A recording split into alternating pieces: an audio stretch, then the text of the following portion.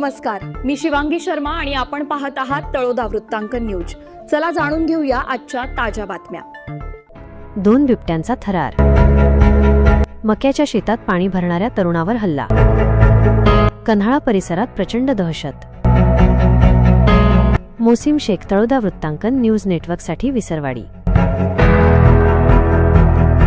नमस्कार प्रेक्षको, नवापूर तालुक्यातील विसरवाडीपासून हाकेच्या अंतरावर असलेल्या कन्हाळा गावात 2 बिबट्यांनी एका तरुणावर झडप घालून त्याला गंभीर जखमी केल्याची खळबळजनक घटना घडली आहे।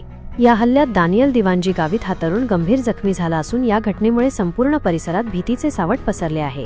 मिळालेल्या माहितीनुसार कन्हाळा येथील रहिवासी असलेले दानियल गावित हे रात्री 8 वाजेच्या सुमारास आपल्या शेतातील मका पिकाला पाणी देण्यासाठी गेले होते। शेतातील मोटार सुरू करण्यासाठी ते वीज पेटीजवळ गेले असता दबा धरून बसलेल्या 2 बिबट्यांनी अचानक त्यांच्यावर झडप घातली। बिबट्यांनी दानियल यांच्या हातावर आणि पाठीवर नखांनी ओरबाडून गंभीर जखमा केल्या। अचानक झालेल्या या जीवघेण्या हल्ल्याने दानियल घाबरले खरे, मात्र त्यांनी अत्यंत धीर दाखवत मदतीसाठी जोरजोरात आरडाओरड सुरू केली। त्यांच्या आवाजामुळे आणि धाडसामुळे दोन्ही बिबट्यांनी तेथून पळ काढला। जर वेळीच कोणी मदतीला धावले नसते किंवा आरडाओरड झाली नसती तर मोठा अनर्थ घडला असता, अशी चर्चा ग्रामस्थांमध्ये सुरू आहे। घटनेनंतर जखमी दानियल गावित यांना नातेवाईकांनी तात्काळ रुग्णालयात दाखल केले असून त्यांच्यावर उपचार सुरू आहेत। चिंचपाडा वनविभागाचे वनक्षेत्रपाल प्राशा पगारे यांनी रुग्णालयात जाऊन जखमीची भेट घेतली व त्यांना तातडीने शासकीय मदत मिळवून देण्याचे आश्वासन दिले आहे। या घटनेमुळे कन्हाळा आणि विसरवाडी परिसरातील शेतकरी वर्गात मोठी दहशत निर्माण झाली आहे।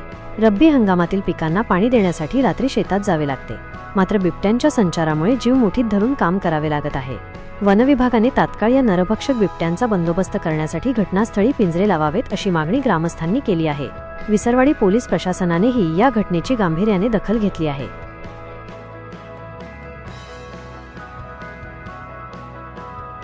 आजसाठी इतकेच। अशाच ताज्या आणि महत्त्वाच्या बातम्या पाहण्यासाठी आमच्या चॅनलला सबस्क्राइब करा। धन्यवाद।